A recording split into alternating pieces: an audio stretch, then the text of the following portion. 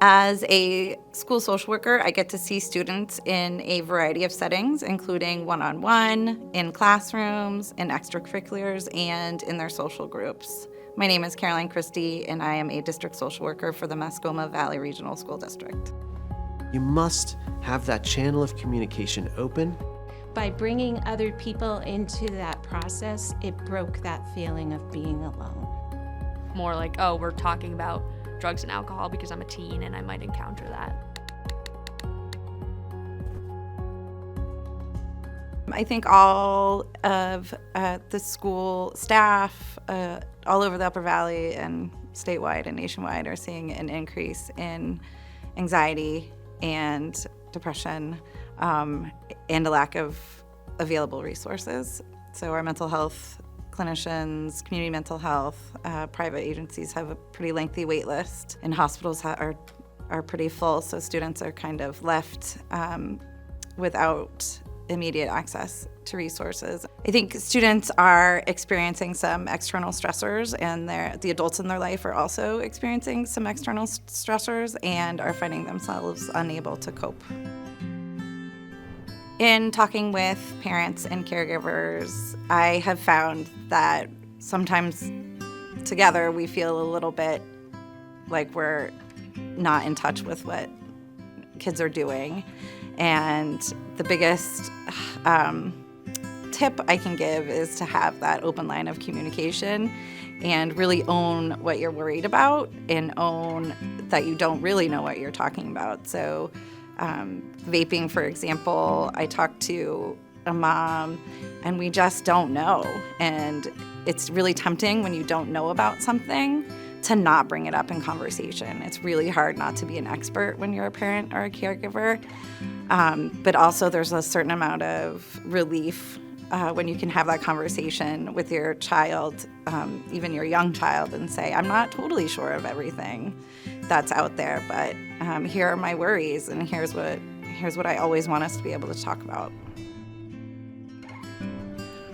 I would hope that parents and caregivers and families would know that they're not alone when they experience challenges with their students and the children in their lives, that collectively, I think a lot of students are experiencing these challenges, and there are resources out there, and you don't have to know exactly who to talk to.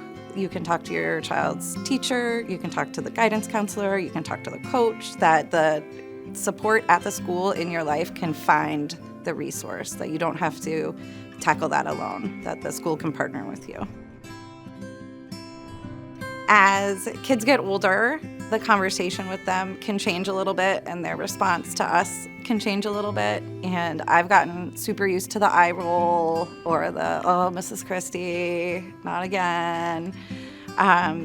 But what I've learned is that they really value that space to have the conversation. I have students want to talk to me all the time, even though I don't know like the latest jargon around substances or the TikTok videos or the dance challenges, and I kind of have embraced that, and I think they've embraced that about me, that I own, that I don't really know, but really care about them. And parents can own that too and have that conversation. It's our job to have that conversation, and believe it or not, it's their job to roll their eyes and act like they don't want to have that conversation and say we're so extra and all the other things that they say we are. But I know from experience they appreciate the effort and they appreciate the time.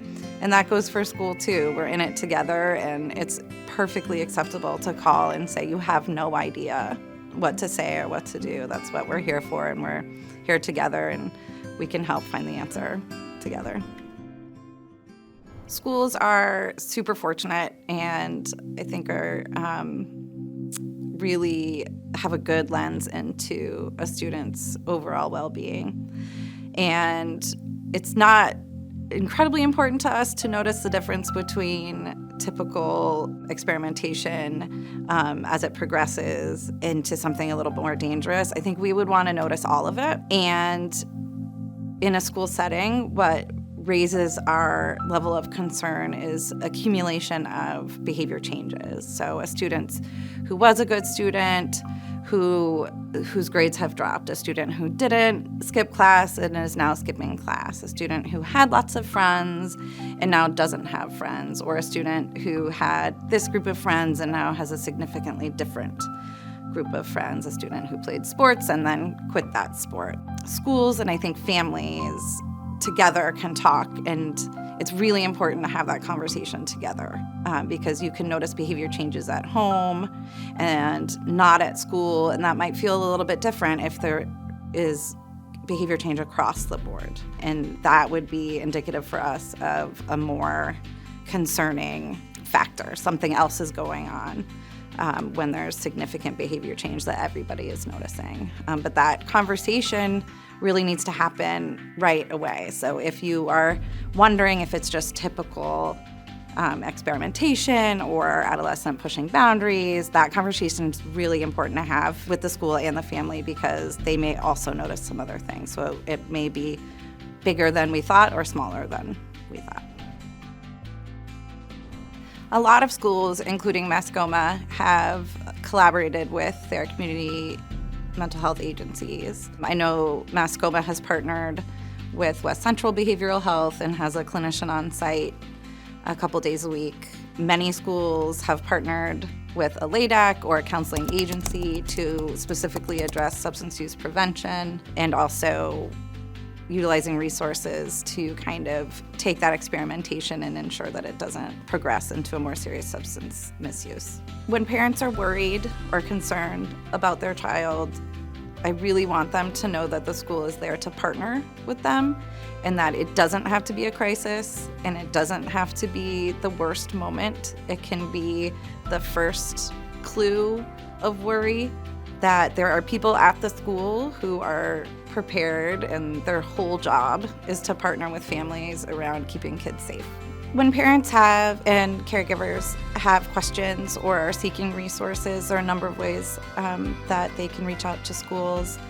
A lot of the schools' websites have a tab for community resources as a pretty quick way to get information if you have specific concerns. There's also an opportunity to reach out to your child's teacher, your child's guidance counselor or administration, the social worker, and you don't have to know exactly what you're looking for. I think if you come to school staff professionals and say, I have this general concern, or I'm worried, or I've noticed, staff is really there to help you with that and really are keyed into that.